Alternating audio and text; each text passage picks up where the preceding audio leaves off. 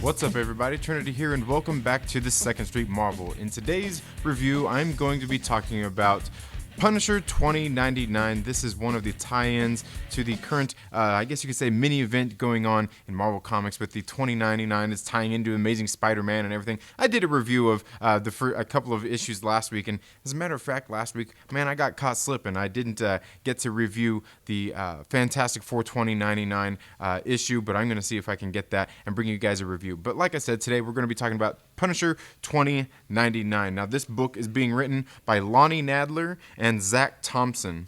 The artists are Matt Horak with Eon Marin. The colors are by Rochelle Rosenberg, and it's lettered by VC's Joe Sabino, and Patch Zurcher and Hava Tartaglia are the cover artists. And I'm going to go ahead and show you guys all those names and credits right there where you can check those out. And just because, I'm sure I butchered some of those names, and you can check out that cover right there.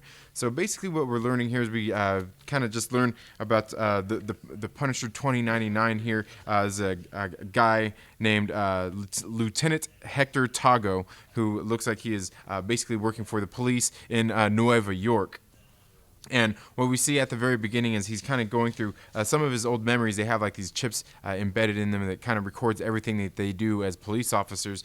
And we see him going through, kind of looking over some of the old records that he has from something that had gotten him some notoriety as an officer on the police force there. And he's kind of going back and watching it and kind of noticing, like, man, this doesn't seem how I remember. And he's kind of looking at the memory here, the memory banks, to saying, this doesn't look like me.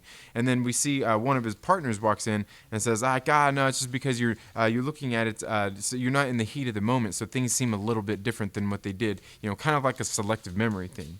And tells him, just forget about it, And so we see that he go ahead and he heads home for the day, and while we see him out on his next shift, we see like there's these like machines out there that are out there, and one of them starts going haywire. I'm not sure if this is like a robot that's out there who's meant to be cleaning things up or anything, but it starts kind of going haywire there, and he's there on the scene and begins. He goes on to take on this this like machine thing and take it down. And while he's there, he finds out that this whoever is running this machine, it seems to think that it's sentient and has thoughts and things like that, has these memories and things like that. And he jacks into it and learns a little bit more that this machine thinks he's actually this guy right here, and this guy's kind of, I guess you could say, has like his memory. I don't know. I don't know how all that kind of stuff works, man. It's technology in 2099 here, okay? So he's finding out, like, hey, something's going on here, and he's kind of investigating that a little more, and then where his partner is, kind of telling him like, hey, forget about these machines, they go haywire all the time. But he's kind of noticing that there's been a pattern here, and he goes to investigate a little more, and the more that he looks into it, he's finding that like his memories have been tampered with that are saved in like this mainframe or whatnot. So he goes to, he's there, goes to like, the actual interface, and sees more of the memories and things there. And he learns about this doctor that had actually been working for Alchemax, that kind of had been found guilty of helping people basically hijack these machines. And he goes to Alchemax to talk to this doctor. And this doctor here tells him the story. Right here, he goes to investigate. Tells him the story about how what he was doing, he wasn't actually doing. He just kind of went along with everything. And what had happened was, he basically plea bargained to get out of a deal. And part of the reason was because he was saying that basically what's going on here is some of the people on the police force are getting kickbacks for making sure that these certain people get found guilty of these crimes and have to get on these drugs that are being out. And this one's called Sync. And, so basically they're getting kickbacks, a lot like it talks a lot of, basically it's making allegories to the pharmaceutical industry, I guess you could say. Instead of doctors here, we're talking about in 2099, it being the police force who are kind of in on this whole thing. And some very interesting story going on here that kind of ties into the whole 2099 story. In case you haven't been following that, I did do a review of that, like I said, last week. here on the channel. And then we see that that's when we see that Punisher shows up on the scene. 2099 Punisher shows up on the scene to take care of a couple of corrupt cops, and that's pretty much what this story is dealing with and what we get a lot of in this book.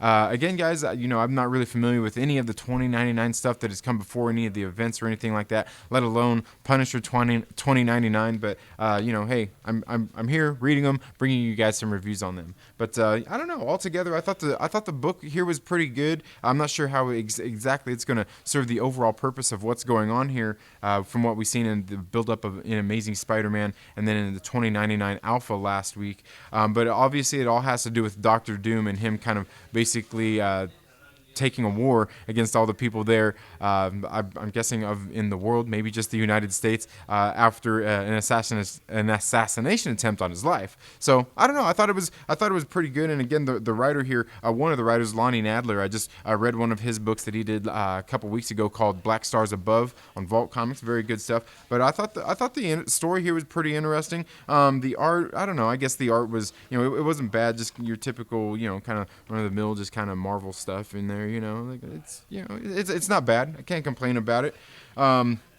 Very good story. You know, if you've been following the 2099 book, this little mini series, you might want to check this one out. Again, I think they've got, like, aside from the Amazing Spider-Man tie-ins, they've got 9 other one-shot books that are coming out into this series. But let me know down in the comments below. Have you read the Punisher 2099? Are you keeping up with this 2099 mini series? Let me know down in the comments below.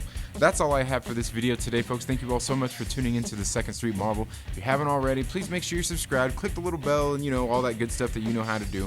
Make sure you give this video a thumbs up, give it a thumbs down. It's all good. I don't take it personal, but make sure, I will take this personal if you don't share it with a friend and invite them to come hang out with us here on the Second Street Marvel. You all have a very good day. Have a great rest of your week. Get out and support your local comic book shop, and we'll see you in the next video. Later.